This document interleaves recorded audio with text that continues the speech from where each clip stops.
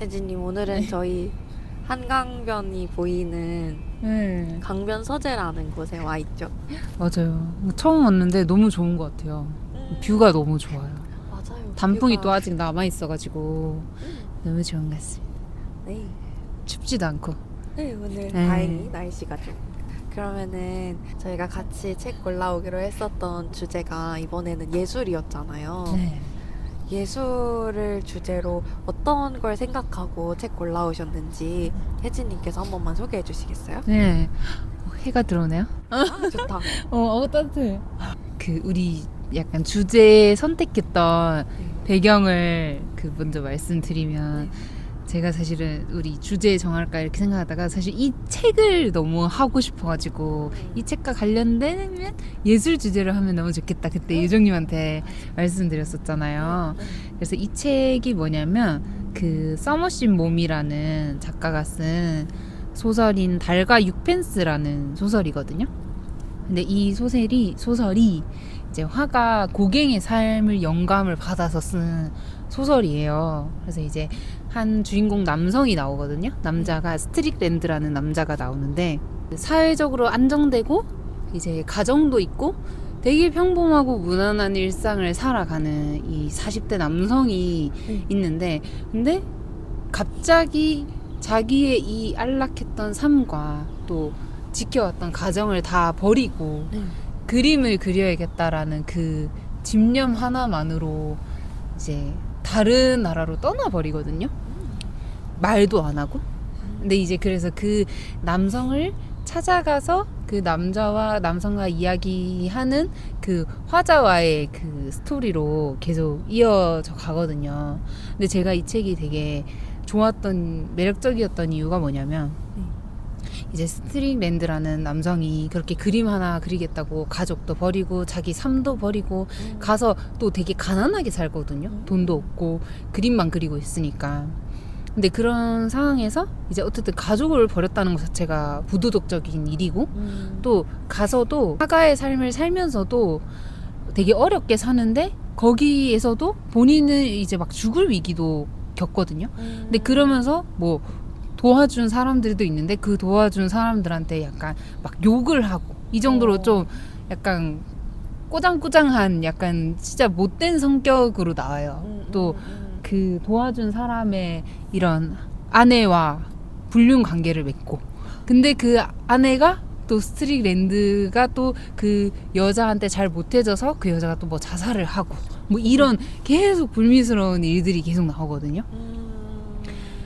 그런데도 불구하고 이 화가가 이 삶으로 봤을 때는 되게 비인간적인데, 이 사람이 죽고 나서 이 스트릭랜드가 되게 위대한 예술가가 된단 말이에요. 그가 그렸던 이때까지 그 작품들이 죽고 나서 유명해지면서 위대한 예술가다라는 내용으로 하고, 그리고 이제 이거를 이 스트릭랜드 화가를 계속 따라다니면서 대화하는 그 화자인 사람이 나오는데, 그 사람도 처음에는 이제 그 아내의 부탁으로 그 남자를 찾아가거든요. 돌아오게 하려고. 근데 이제 처음에는 막 잘못을 막 이렇게 얘기를 하거든요. 아니 어떻게 가족을 버리고 그렇게 떠나냐. 그리고 당신한테 당신 죽을 고비 넘겨준 그 남자한테 어떻게 이럴 수 있냐. 아내를 뺏고 뭐 이렇게 할 수 있냐. 뭐 이런 얘기를 하는데, 근데 중간중간에 그렇게 그 화가를 싫어하면서도 그 사람의 삶을 되게 매력적으로 느끼거든요. 그런 모험적인 모습들, 그리고 이제 자기가 하고 싶은 거에 이렇게 딱 굳혀서 가는 그 모습들을 되게 매력적으로 느끼는 좀 모순적인 모습도 많이 나오는데, 제가 이거를 읽으면서 들었던 생각이 그런 거였어요. 좀 다들 뭐 하는 질문이긴 한데, 뭐 좋은 인간이 아니라도 위대한 예술을 만들 수 있는가, 뭐 이런 거라든지, 예술가의 삶과 작품은 분리될 수 있는가, 뭐 이런 거, 예술의 원천은 도대체 어디서 오는가, 약간 이런 질문들을 하게 되는 책이었던 것 같아요. 저도 뭐 명확한 답을 내린 건 아닌데, 이 예술가와 작품에 대해서 그 연관성에 대해서 한번 이야기하면 너무 재밌겠다라는 생각으로 이 책을 골랐거든요. 네, 저는 이게 완전 고전인데도 제가 못 읽어봤어요. 못 읽어봤는데 이게 이런 내용이구나를 혜수님이 설명해 주셔서 되게 좋은 것 같아요. 아 진짜요? 네, 저도 좋네요. 그냥 그 얘기를 하고 싶었어요. 그래요?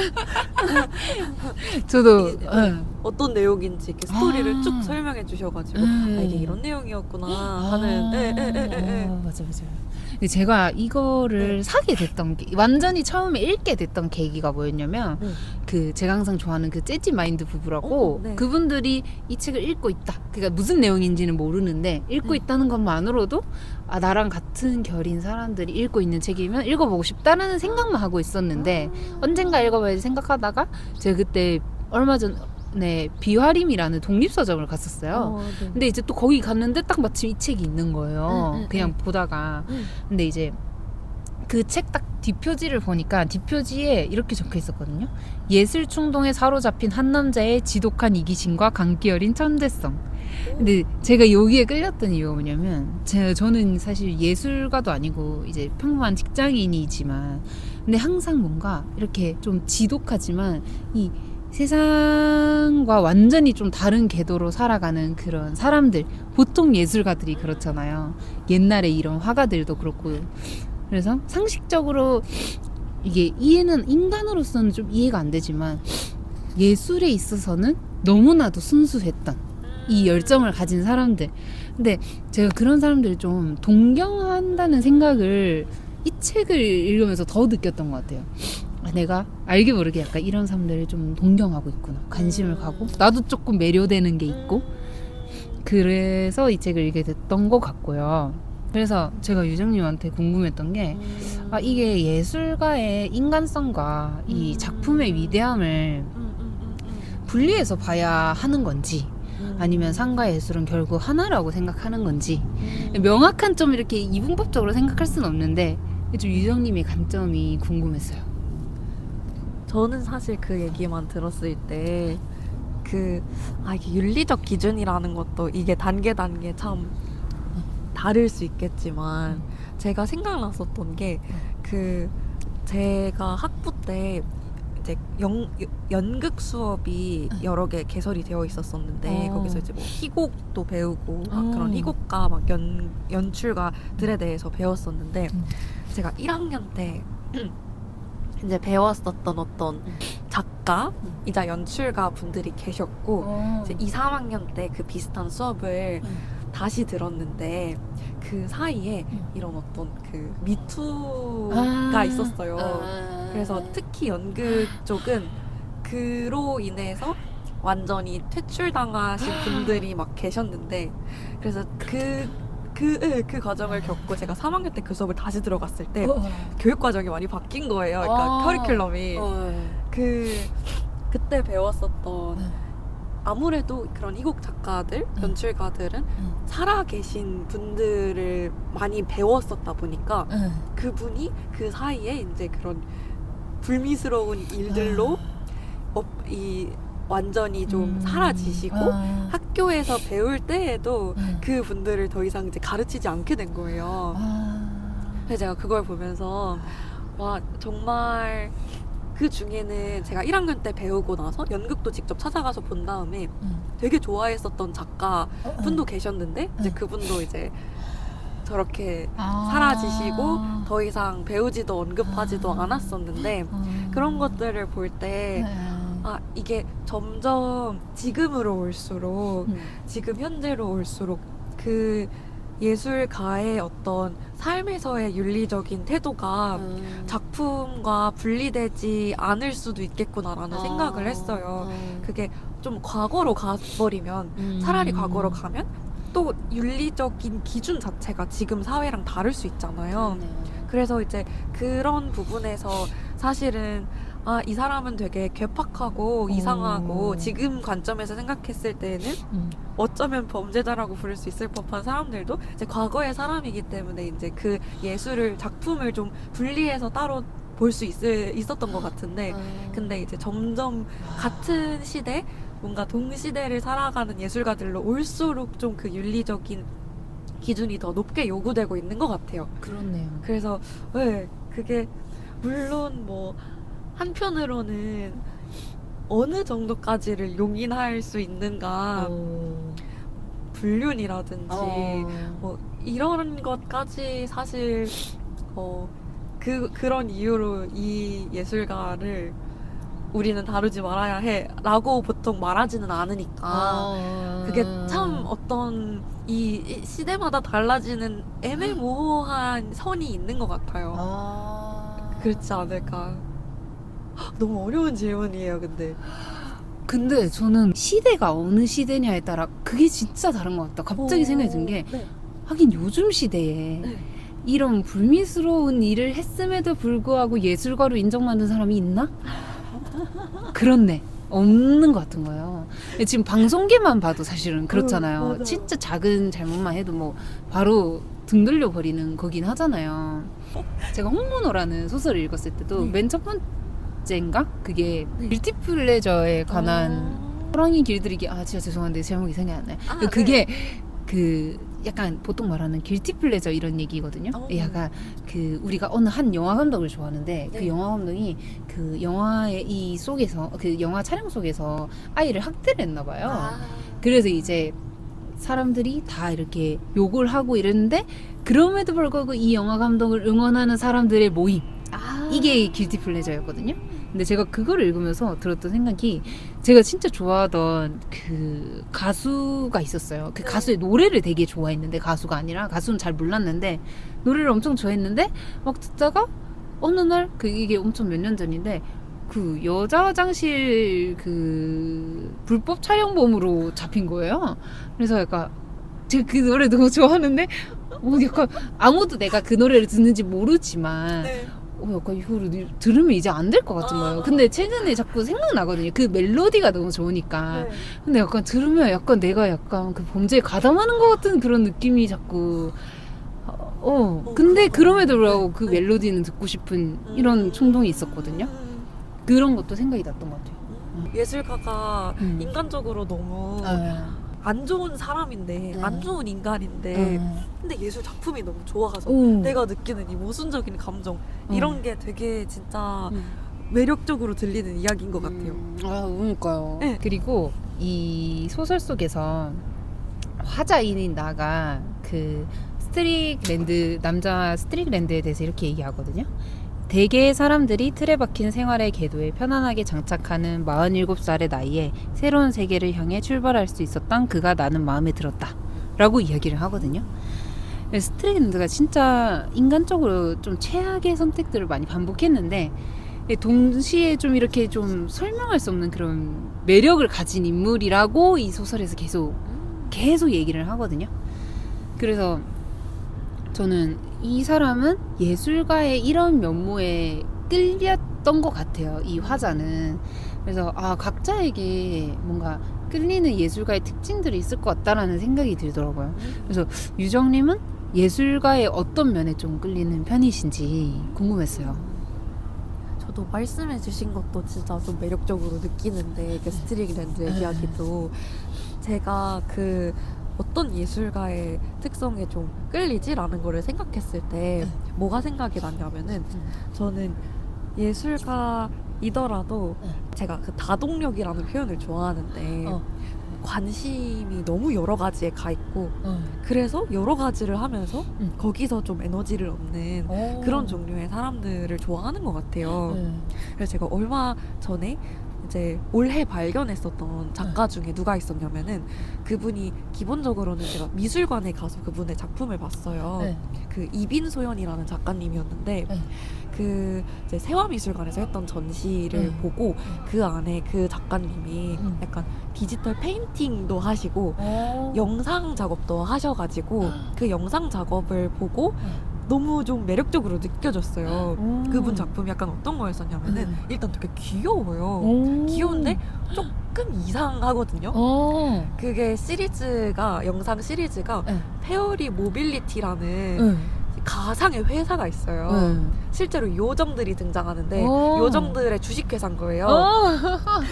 재밌겠다. 네, 근데 이제 그 설정이 되게 독특하고 이상한데 그 분의 작품을 더 이전에 거슬러 올라가서 찾아보다 보니까 이제 영상뿐만이 아니라 막 퍼포먼스 작업도 하시고 설치 작업도 하시고 이게 이 회사의 컨셉이 약간 머리카락을 기증받아서 그걸 가지고 뭔가를 만들어낸다는 그런 컨셉이었는데 그래서 실제로 이제 관람객들과의 행사 같은 거에서 서로 이렇게 머리카락 이렇게 조금 기증을 받아요. 진짜 조금 이렇게 기증 받아서 또 그걸 나중에 설치도 해서 관람할 수 있게 하고 이제 이런 걸 보고 되게 제가 너무 재미있다 이런 생각을 하고 요즘에는 작가분들 인스타그램도 많이 운영을 하시다 보니까 제가 팔로우를 했어요.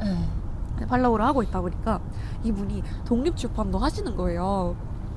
그러니까 이런 어디까지? 네. 그래서 이제 막 또 제가 그 문보영 시인님 되게 좋아하잖아요. 맞아요. 근데 문보영 시인님이 이제 쓰신 책에다가 그런 상업 일러스트레이션도 그리시고 이렇게 그림도 그리시고 그런 서팍도 그리시고 그리고 뭐 아예 이런 독립 출판을 하기 위한 이제 기획이나 편집이나 이런 것까지 하시더라고요. 그래서 또 얼마 전에 펀딩 하신다고 해서 막 책도 제가 샀었는데 그래서 그런 너무 이 광범위한 활동들을 보면서 저는 이 작가님이 더 좋아졌거든요. 그래서 저는 이제 그런 여기저기 관심을 두는 사람들이 좋고 특히 예술가는 더 그런 것 같아요. 그렇게 또 그런 순수 예술이라고 부를 법한 창작의 작업들과 또 상업적인 작업들과 이것들을 다 넘나들면서 하는 것 자체가 과거로 더 거슬러 올라가면은 그 미켈란젤로가 있잖아요. 그런 이야기를 했대요. 제가 얼마 전에 팟캐스트에서 들은 얘기인데 30이 됐는데 자기가 이뤄놓은 게 아무것도 없다. 미켈란젤로가 그런 말을 했다는 거예요. 그래서 이게 무슨 얘기야? 이러고 막 이제 찾아봤는데 그 분도 이제 미켈란젤로도 자기가 그림을 그리고 싶었는데 집에서 반대를 하셔가지고 원래 이렇게 석공을 하다가 그 조각의 길로 가서 조각도 하고 뭐 건축도 하고 이랬는데 뭐 여전히 약간 그림도 그리고 싶고 이 모든 것들이 막 합쳐지면서 항상 그 그림에 대한 좀 열등감도 있었대요. 그렇구나. 그런 막 내가 배우지 못한. 네. 그럼에도 불구하고 또 되게 중요한 작품들을 이렇게 만들어냈는데 이제 근데 30살이 되었는데 난 이룬 게 없어 막 이런 이야기를 한다는 것 자체가 제가 너무 좀 충격적이면서도 더 좀 친근하게도 느껴지기도 하는 이게 어쨌든 이런저런 분야를 관심을 갖다 보면은 어떻게 보면 나는 왜 아직 이룬 게 없지? 라는 생각을 하게 될 수도 있을 것 같다. 이런 게 되게 공감이 가면서 더 친근하게 다가왔던 것 같아요. 그런 이야기 들을 때 너무 위로받는 것 같아요. 혜진님은요? 혜진님은 어떠세요? 저는 약간 어떤 거였냐면 이 스트릭랜드가 그런 어떤 성향을 가졌냐면 그 소설 속에서 뭐 위대한 화가가 되지만 이 사람은 계속 말하는 게 나는 누가 내 그림 안 봐도 된다. 보지 마. 뭐 이렇게 하거든요. 안 보여줘. 약간 이러거든요. 누가 막 보여달래 해도 살려 해도 살지 마. 약간 이런 느낌이에요. 나만 보면 되고 내 만족에만 딱 이렇게 충족되면 돼. 그런 마음으로 이렇게 막 엄청 열중적으로 그리고 그림을 그리면서 이제 엄청 가난하고 이러니까 또 병도 들고 나중에는 막 문둥병도 걸리거든요. 그래서 이제 주변 사람 다 떠나고 마지막 안에만 그 곁을 지켜주기는 하는데 완전 숲속에서 숲속 오두막에서 그렇게 지내는데 그 집 안에서만 그림을 계속 그리는데 결국 병이 퍼져서 눈이 안 보이거든요. 근데 눈이 안 보이는 채로 계속 그림을 그렸어요. 그래서 여기서 소설에서 얘기하는 것도 스트릭랜드가 오히려 눈이 먼 이후로 더 많은 것을 보게 되었다. 약간 이렇게 표현도 하고 그만큼 이제 이 사람이 이제 모든 혼을 다해서 이제 그 예술을 했다라는 게 나오거든요. 근데 그게 누군가 봐주기 위한 그게 아니라 내 안에 있는 이 무언가를 자꾸 막 꺼집어내가지고 그거를 그림으로 표현을 해야지만 살 수 있는 사람 같이 이게 뭔가 그렇게 느껴지는 거예요. 그런 면들이 이 누군가한테 보여주고 인정받고자 성공하고자 하는 그 욕망은 적은데 내가 이거를 하고자 하는, 내가 이걸 표현하고 만들고자 하는, 예술을 하고자 하는 욕망은 너무나도 넘쳐나는, 그래서 저는 그거에 매력이 있었던 것 같거든요.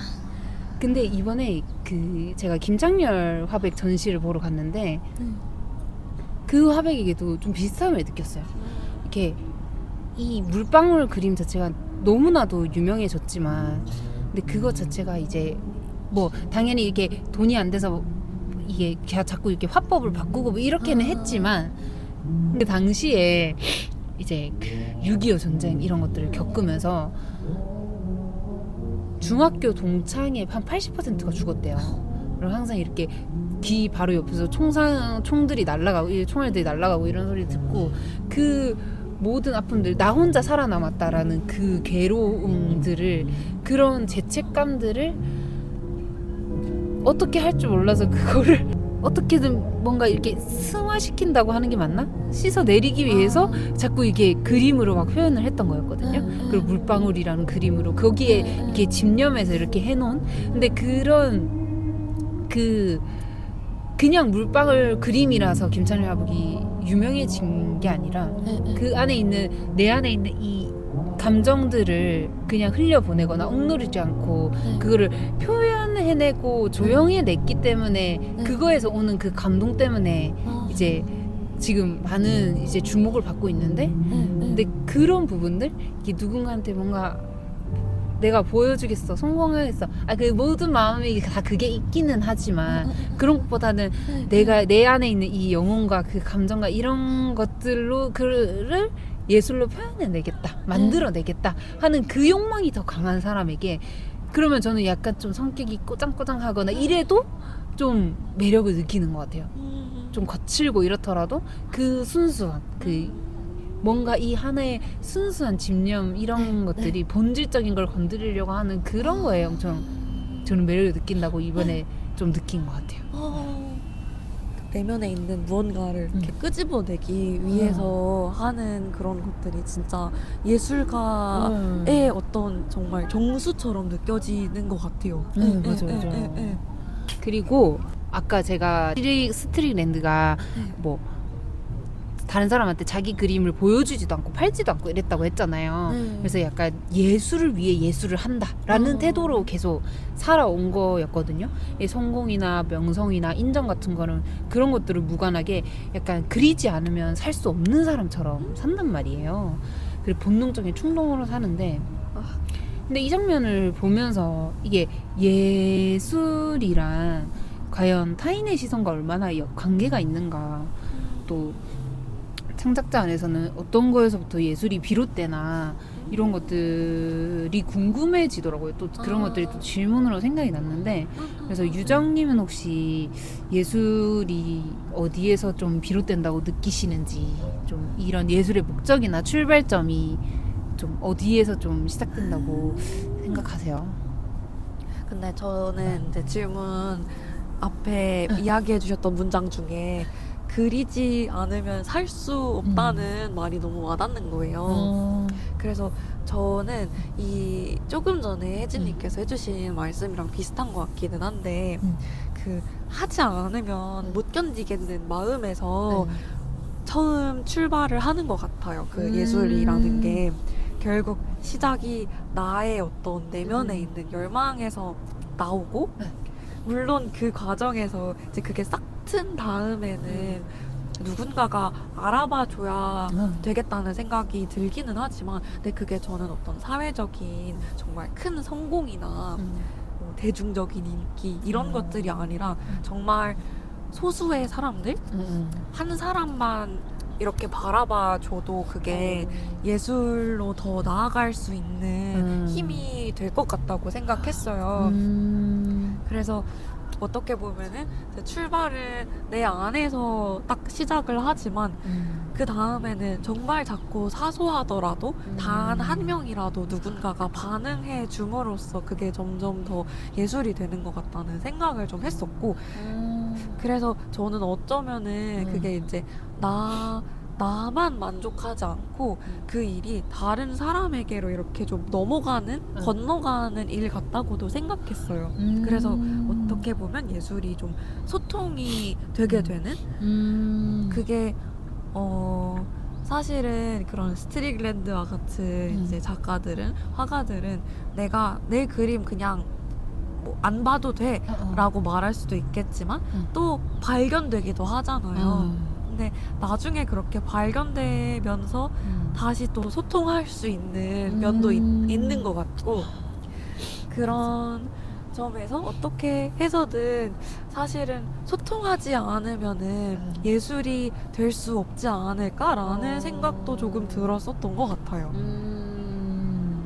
그게 아주 많은 사람들의 사랑을 받을 필요는 없지만 결국 네. 연결되는 네. 그렇죠. 내 안에서 네. 시작돼서 결국엔 네. 또 결국엔 다른 사람에게 또 건너가야 하지 않을까라고 생각을 했었던 것 같아요. 저 네. 너무 공감해요. 어. 이번에 유정님은 혹시 예술 주제에 관련된 책 어떤 책으로 좀 골라오셨어요? 저는 진짜 많이 고민을 했는데 예술에 대해서 무슨 책을 골라와야 되지? 너무 고민을 하다가 그 시인들이라는 책을 골라왔어요. 이 책이 대담집이거든요.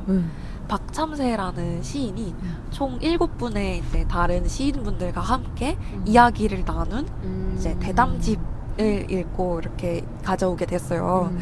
그래서 이 안에 나누는 대화들을 보면은 뭐 시, 예술, 삶과 사랑 이런 이야기들이 나오는데요. 저는 사실 이 박참새 시인이 이제 시인으로서 등단하기 이전에 했었던 대담집도 되게 좋아했어요. 그 출발선 뒤에 초조함이라는 책이었었는데 이제 그 책 같은 경우에도 뭔가 대담집, 인터뷰집이 아니라 대담집이잖아요. 그만큼의 어떤 생생한 대화, 그리고 이제 두 사람, 인터뷰이와 인터뷰어의 성격이나 아이덴티티가 엄청 분명하게 느껴져서 되게 좋아했었어요. 그리고 이 책도 마찬가지로 대화 사이에 이 박참새 시인이 약간 혼잣말처럼 덧붙이는 말들이 막 들어가 있어요. 상황에 대한 설명이기도 하고, 예를 들어서 읽어보면은 우리 대화에서 잠깐의 침묵이 있었을 때는 둘 다 마들렌을 우물거리고 있었을 때뿐이었다. 뭐 이런 표현을 이 대화 사이에 막 집어넣어요. 그러면 이제 두 시인이 마들렌을 이렇게 먹고 있는 장면이 너무 이렇게 생생하게 그려지잖아요. 그래서 되게 좋아했었는데요. 일단 이 시인들이 시에 대한 정말 큰 애정을 갖고 있는데 넓게 보면은 이걸 예술에 대한 이야기로도 당연히 볼 수 있을 것 같아요. 그래서 이 책을 읽으면서 예술에 대한 애정은 좀 어떤 모양인지, 그리고 예술을 특히 내 업으로 삼는다는 거는 어떤 의미인지 좀 살펴볼 수 있어서 흥미로웠었던 것 같고요. 약간 시가 사실은 많은 돈이 되는 일은 아니다 보니까 또 시인분들이 실제로 다른 부업을 겸하시거나 강의를 하시거나 대학원에 학업을 병행하시거나 이런 분들이 많으셔가지고 또 되게 공감을 하는 면도 있고 좀 재미있게 봤었던 것 같아요. 그래서 제가 혜진님하고 나누고 싶었던 그 첫 번째 질문은 뭐였었냐면은 이 박참새 시인이 자기를 시 애호가라고 불렀어요. 그리고 이 책의 서문에서 그 애호에 들어가는 사랑하기 하고 좋아하기를 좀 분리해서 이야기했었거든요. 그래서 이게 무슨 말일까 생각하고 있었는데 그 영화 레이디버드에 나오는 대사를 언급을 해요. 이런 대사가 있나 봐요. 나는 그냥 엄마가 날 좋아해줬으면 좋겠어. 그랬더니 엄마가 물론 널 사랑하지. 나도 알아. 근데 나를 좋아하냐고 이렇게 물어보는데 맥락을 하나도 모르겠는데 뭔가 마음이 아픈 거예요. 그래서 사랑이랑 좋아하는 게 다르구나를 느끼게 됐는데, 근데 이제 그 애호하기는 이 복잡한 사랑하기와 좋아하기가 모두 들어있다는 점이 또 되게 의미심장한 것 같아요. 그래서 이제 혜진님하고 이야기하고 싶었던 거는 혜진님에게 예술 애호가라는 사람은 어떤 사람이라고 그려지는지 그것도 조금 궁금했고, 혜진님이 생각하기에 사랑하기와 좋아하기가 어떻게 다를까, 그렇게 합쳐서 애호하는 무언가가 있으실까, 이런 이야기를 하고 싶었어요. 저는 이걸 보면서 되게 오래 생각을 했었는데 일단 제가 생각했던 그 예술 애호가는 좀 일단 좋아하는 그 어떠한 느낌이 먼저 들어오고 그 감정을 이제 오랫동안 바라보는 사람이라고 좀 생각을 했어요. 왜냐하면 좋아하기와 사랑하기를 좀 나눠서 생각을 해보니까 좋아하기는 좀 순간적인 그런 느낌이라서 딱 그 좋은 느낌. 근데 바뀔 수도 있는 얼마든지. 그래서 지금 나와 이렇게 정확히 좀 맞닿아 있는 것이 좋아하기인 것 같고 사랑하기는 좀 지속성과 헌신이 필요한 일이라는 생각이 들었어요. 이게 좋아함의 감정이 시간이 지나면서 좀 나를 변화시키는 힘을 갖게 되는 게 사랑하기가 아닐까 그런 생각이 들었거든요. 그래서 사실 그 영화 대사를 제가 좀 잘 몰라서 저만을 해석을 했을 때는 그런 건가? 이게 사랑하는 건 당연히 내 딸이기 때문에 이거를 지속해야 하고 유지해야 하고 근데 그게 아니라 진짜 인간적으로 나 좋아하냐고 이거인 거라고 했을 때 되게 뭔가 생각을 많이 하게 되는 거예요. 그건 좀 다를 수 있겠다. 그 이제 부모님, 특히 친구들이랑 이제 엄마와 딸 이런 얘기를 하면 뭐 우리 엄마지만 진짜 안 맞아. 약간 근데 어느 날 나는 엄마인 걸 떠나서 되게 좋아 이런 게 있잖아요. 되게 잘 맞고 좋아 이런 게 있잖아요. 저도 그런 생각을 하거든요. 내가 엄마랑 학창 시절에 만났으면 어땠을까? 그러면 되게 재밌게 깔깔 노는 친구였을 것 같다. 이런 생각을 좀 하게 되더라고요. 그런 게 좋아하기가 사랑하기가 다르지 않을까? 꼭 좋아한다고 사랑할 순 없고 사랑한다고 좋아할 순 없고 그러니까 이런 것 같다라는 생각을 했거든요. 그래서 애호하기를 또 생각을 하면 그 시인도 좀 내가 시가 좋아하기와 사랑하기에 좀 소용돌이 안에 있다라고 이야기를 했잖아요. 그게 좀 되게 와닿았었는데 그래서 이제 애호하기가 처음에는 좋아서 다가가고 그 좋아함이 쌓여서 이제 사랑이 되고 이런 것들이 좀 그래서 그 사랑을 유지하려는 마음이 계속 생기고 이런 것들이 좀 애호학인가? 라는 좀 새로운 생각을 좀 해봤는데 그래서 나한테 그러면 애호하는 건 뭘까? 라는 생각을 했을 때 저는 좀 그림 그리기라고 생각을 좀 했어요. 그림이라고 좀 생각을 했는데 일단은 저는 그림을 되게 좋아하긴 하거든요. 그래서 그런데 잘 그리는 건 아니라고 생각하는데 근데 어렸을 때도 그래도 조금씩 특출나게 좀 잘하는 것들이 있잖아요. 얘가 이거를 좀 조금 더 잘하긴 하네 이런 게 저는 그림이긴 했는데 근데 그런 애들이 이제 중학교 가면 약간 진로를 그렇게 정하잖아요. 네. 근데 저는 그림 그리를 너무 좋아했지만 학원도 보내달라고 얘기도 해봤지만 사실 이게 집에 이제 돈이 없다 하면 좀 슬프고 그 정도까지 이렇게 부모님이 생각했을 때는 당연히 예술 쪽으로 가면 돈이 너무 많이 들잖아요. 그리고 그만큼은 제가 이렇게 천재적인 그게 있는 거라는 거를 모르고 근데 저도 그냥 그때 그렇게까지 좋아하는 게 아니었는지 모르겠지만 안 보내준다 했을 때 그냥 바로 포기했던 것 같긴 하거든요. 그래서 이제 그러면서 이제 그냥 맨날 그냥 혼자서 그냥 끄적끄적 그리고 이 정도로 했는데 그래서 항상 이때까지는 좀 좋아하는 마음으로 계속 그림을 했던 것 같아요. 근데 요즘 든 생각이 좀 이걸 유지하고 싶다 이런 생각이 들었어요.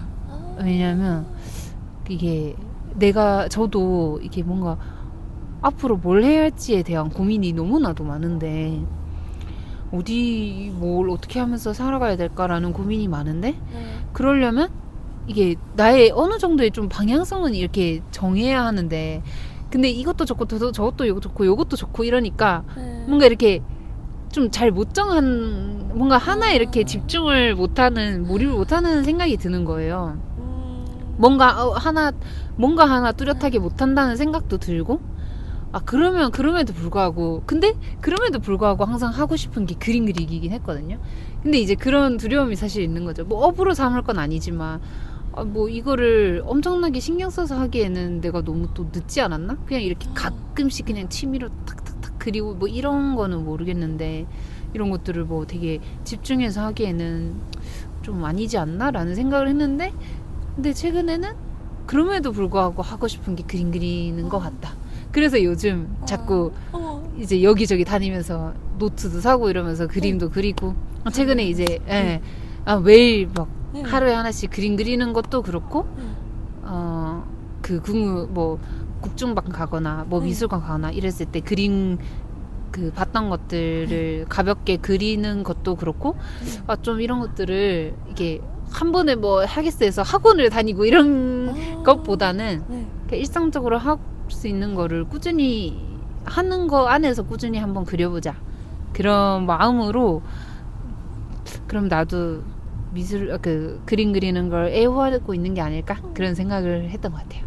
완전 그런 것 같아요.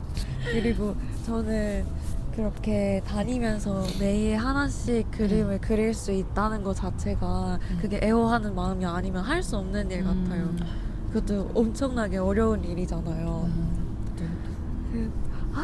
저도 이 말이 너무 좋은데 이 사랑하기와 좋아하기의 차이가 이걸 말로 표현하려니까 너무 어려운 거예요. 근데 혜진님 말을 들으니까 이게 되게 더 명확하게 진짜 언어로 표현돼서 들을 수 있는 것 같아가지고 너무 정확한 것 같아요. 아 진짜. 네, 정확한 거. 저도 처음 생각해봤어요. 이거의 차이. 근데 그러고 보니 차이가 명확하네. 이렇게 생각해보니까 그런 생각이 들어요. 저는 약간 좀 원래 어떻게 생각했었냐면은 이게 너무 좋은 말인데 진짜 뭐가 다를까 어떻게 다른 걸까 막 생각을 하는데 제가 유튜브 영상에서 이런 걸 본 거예요. 고양이는 당신을 사랑하지 않는다를 본 거예요. 그래서 충격 이게 무슨 말일까 하고 봤는데 저는 되게 공감했어요. 고양이에게는 사랑이라는 복잡한 마음이 없다는 거예요. 그냥 뭐가 있냐면 애착이 있대요. 나에게 그냥 내가 자주 만나는 가까운 내 뭐 집사에게 말하자면 좋아 이런 감정이 있는 건 거죠. 그래서 이제 제가 그걸 보면서 좋아하는 게 조금 더 산뜻하고 단순한 감정일 수 있겠다라고 저는 일단 생각을 했었는데 사랑이 조금 너무 복잡하고 그래서 약간 밉거나 힘들거나 좀 고통스러울 수도 있겠다는 생각을 하게 된 거예요.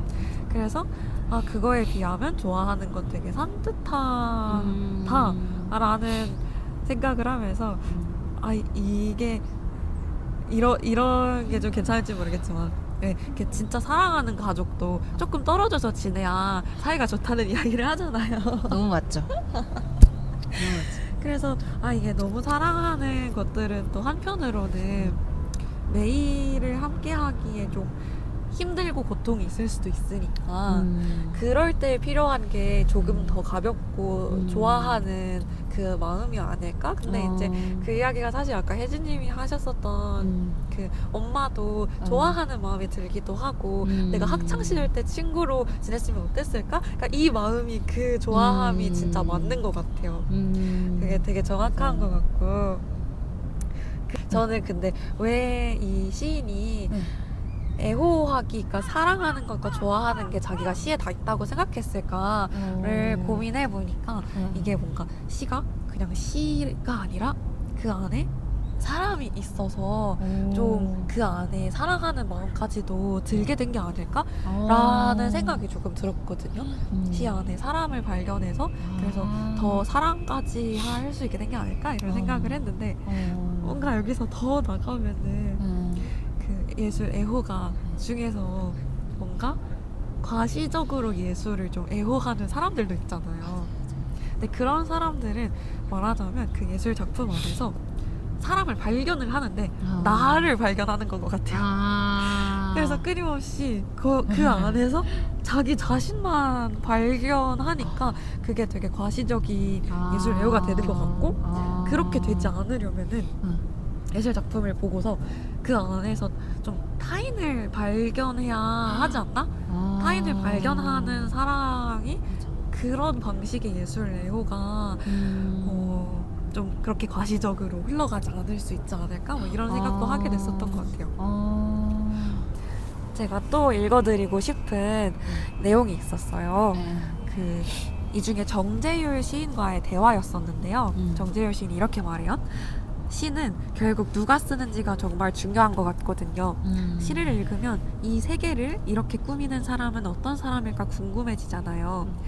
그 섬세한 시선들이 결국엔 다 느껴지거든요. 그래서 박잠재 시인이 시보다 사람이 중요하다는 거군요 라고 했더니 이제 정재열 시인님이 누가 어떤 마음으로 쓰는지 들통나기 쉬운 장르인 것 같기도 하고요, 이런 이야기를 하거든요. 그래서 이게 되게 시가 더 들통나기 쉽다 이렇게 이야기하기도 했지만 어떤 예술 작품에 있어서 누가 쓰는지가 정말 중요하고 그렇기 때문에 이걸 보는 사람의 입장에서 그 예술 작품을 경유해가지고 그 사람이 어떤 사람일까, 왜 이런 걸 만들어놨을까 항상 궁금해지는 마음이 드는 것 같아요. 그래서 이 서문에도 이런 이야기가 나오는데 시와 시인을 분리하기란 쉽지 않고 인간 상, 내가 아닌 다른 인간의 상을 거울처럼 바라보기 위해서 시를 읽는 것일지도 모른다, 뭐 이런 표현도 있고요. 그래서 이제 예술이 결국에는 예술 자체를 넘어서서 좀 사람에 대한 것이 아닐까 생각하게 되기도 하는데요. 그래서 혜진님은 예술 작품에서 어떤 만든 사람을 생생하게 떠올리신 경험이 있는지, 그리고 뭐 누가 만드느냐가 예술에서 얼마나 중요하다고 생각하시는지 궁금했어요. 저도 진짜 이 정재율 시인이 말한 것처럼 예술을 볼 때 진짜 그 작품 너머에 그 사람을 상상하는 편이라고 생각하거든요. 뭐 화가가 됐든 작가가 되었든.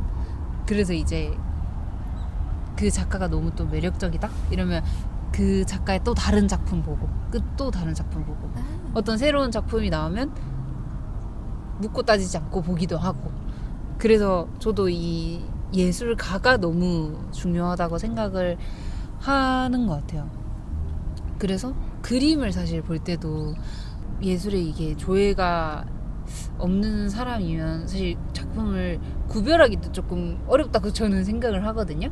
그래서 그냥 작품만 볼 때는 좀 만약에 직관적으로 보이는 게 아니라면 약간 그냥 스쳐 지나갈 작품인데도 그 작품을 봤을 때의 그 예술가의 삶을 생각을 하면 그러면 이 부분은 왜 이렇게 표현했을까?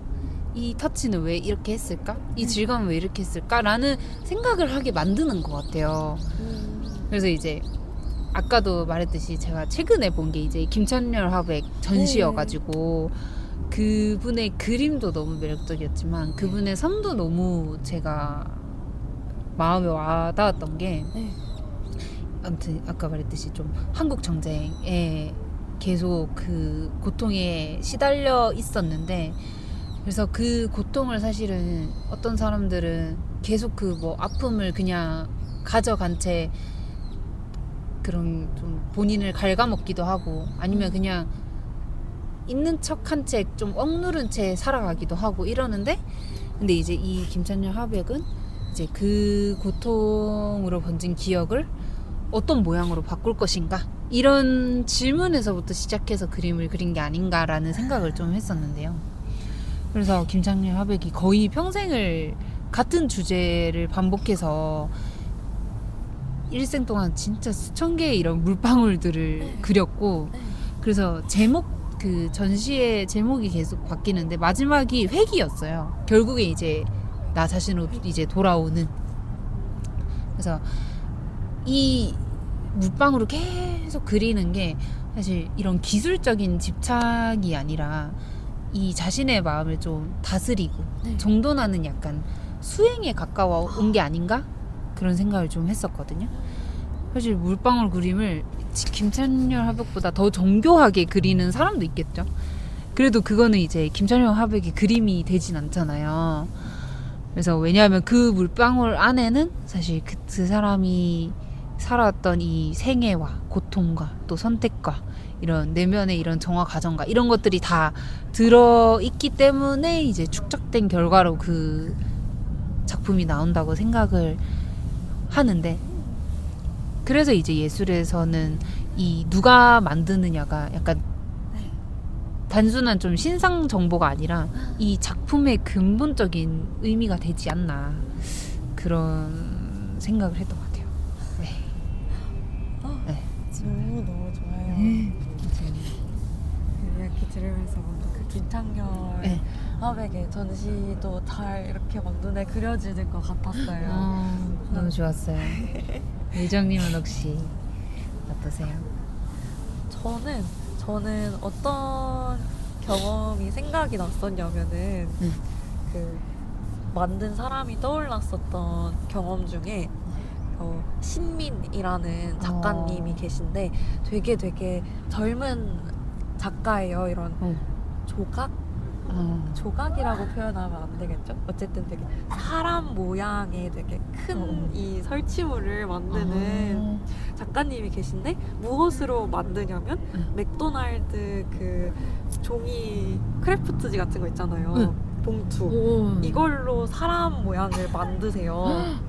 근데 이제 제가 그분 작품을 이렇게 실제로 봤을 때 어떤 생각이 들었냐면, 이 작가님을 못 봤어도 이분은 되게 동료를 좋아하는 유쾌한 사람이지 않을까? 이렇게 생각을 했어요. 그러니까 더 자세히 설명하자면은 그 작품들이 이제 맥도날드 봉투로 되게 캐릭터처럼 생긴 어떤 그 직원의 조형물을 만들어요. 그런 알바생의 조형물 같은 거를 만드는데, 근데 그 약간 얼굴도 되게 낙서처럼 그려져 있고, 근데 되게 화난 얼굴로 밖에 그려져 있고, 천사 날개도 달려 있고, 그 안에 뭐 내 옆에 동료를 미워하고 싶지 않다는 이런 종류의 막 글도 다짐 같은 것도 막 적혀 있어요. 그러고 나서 제가 이제 또 그 작가님의 인스타그램을 보러 갔는데, 근데 이 작가님이 뭔가 사진에서 항상 늘 좀 재미있는 포즈를 취하시고 좀 에너제틱하시고, 그리고 말도 되게 재미있게 하고 하다못해 캡션에 느낌표도 좀 많이 붙이시는 거예요. 그래서 되게 내가 이 작품 안에서 봤었던 어떤 그 정체성들이 실제로 이 작가님에게도 좀 있는구나 라는 생각을 했던 것 같아요. 그러니까 이 작품에서 느껴지는 약간은 좀 약간 유머러스하기도 하고, 이 뭔가 이렇게 뭐가 덕지덕지 붙어서 되게 이렇게 덩어리가 큰데 그 안에서 이렇게 되게 에너지틱한 느낌도 들고, 이제 그게 다 이 작가님과도 좀 어울리는 것 같다 이런 생각을 했었고, 그런 면에서 사람이 작품에 묻어나니까 누가 만드느냐, 그 사람이 어떤 사람이냐가 너무 중요할 수 있겠다고 생각을 했어요. 그 작가분이 평소에 뭘 먹고 뭘 보고 뭘 좋아하고 이제 뭘 보고 마음 아파하고 어디를 갔다 오고 무슨 생각을 하시는지 이런 것들이 되게 작품에서 중요하겠다 라는 생각을 했었습니다. 너무 좋아요. 이 예술가의 일상을 궁금해하는 거 있잖아요. 그거 너무 궁금하는 것 같아요. 내가 요즘 너무 자주 보는 채널이 이제 재즈 마인드라는 유튜브 채널이라서 사실 그걸 보면서, 그리고 이제 매일 글도 쓰시거든요. 인스타에 글도 쓰시는데 항상 그게 진짜 평범한 글인데 뭐 전혀 정보성이 없는 글인데도 그렇게 궁금하더라고요. 뭐 하셨을까? 뭐 드셨을까? 뭔가 뭘 보셨을까? 왜냐하면 이제 제가 살고 싶은 그 방향과 결에 맞는 사람이다 보니까 그런 것들이 나한테도 영감이 되지 않을까? 이런 마음이 들어서인지, 그래서 따라 하고 싶은 것들은 따라 해보고, 따라 읽고 싶은 들은 따라 읽어보고, 갔던 곳들도 한번 따라 가보고, 그런 게 그게 예술가가 미치는 영향인 것 같다. 그런 생각이 드네요. 근데 혜진님의 일상도 그래요. 그 일상의 기록이. 그런가요? 응. 감사해요. 그렇게 얘기해 주셔서. 마지막 질문인데요. 이제 아래는 김선호 시인님과의 대화였어요. 이제 뭐라고 말씀을 하시냐면은 시를 배우러 왔다는 것 자체가 재능이라고 생각을 하신대요. 그래서 시라는 게 되게 희귀해진 세상인데 거기에 감흥해서 내가 이걸 써야겠다고 생각하고 왔다는 사실 자체가 이미 남다른 지점이라고 생각을 한대요. 이제 이 김선호 시인님은 실제로 이제 시 수업을 하면서 그 학생들을 가르치시는데 이제 가르치는 사람이 할 일은 이 사람이 가진 재능이 어떤 종류의 것인지 그리고 어느 방향으로 나아가는 게 더 나을지를 찾아주는 거라고 이제 생각을 하신대요. 그러니까 이제 재능이 시를 쓰는 재능이 일률적으로 있다 없다 이런 이야기를 하시는 게 아니라 각자가 가진 재능이 어느 방향으로 가는 게 맞는지를 함께 고민하는 게 이제 시를 가르치는 선생님의 역할이라고 생각을 하시는데요. 그래서 합평을 할 때도 나쁜 말을 못하게 하신대요. 막 정말 이렇게 독설, 정말 이렇게 꽂히는 말들을 그거 별로 도움이 안 된다. 이제 이렇게 생각을 하시는 거죠. 근데 저는 예술이라는 말이 좀 유독 재능이랑 되게 같이 붙어 다니는 경향이 있는 것 같아요. 그래서 재능이 있어야 예술을 할 수 있다든지 뭐 예술과 관련해서 뭐 애매한 재능은 독이다 뭐 이런 이야기도 막 하잖아요. 근데 이제 김선호 시인님 같은 경우에는 시를 배우러 오는 것 쓰겠다고 마음먹는 것 자체가 재능이라고 말을 하고 또 그 안에서 각자가 가진 서로 다른 종류의 재능이 있다고 말을 하는데 이게 저는 굉장히 공감이 갔었거든요.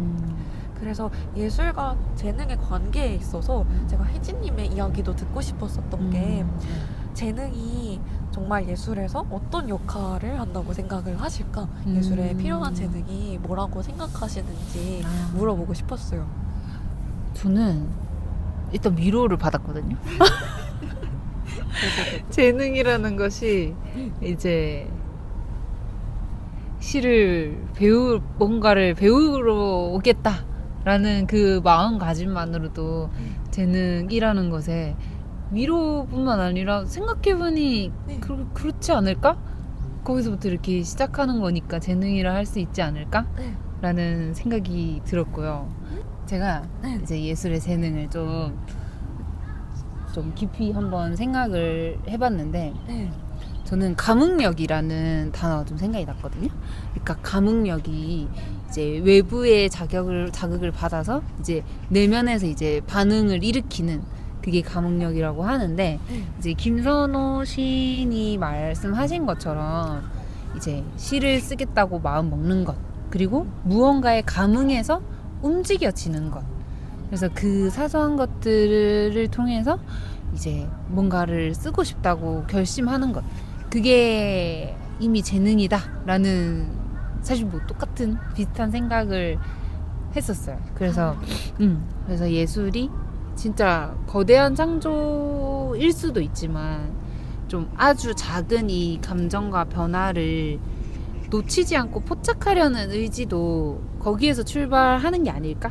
그런 생각을 좀 했었거든요. 혹시 유정님이 생각한 예술의 재능은 무엇인가요?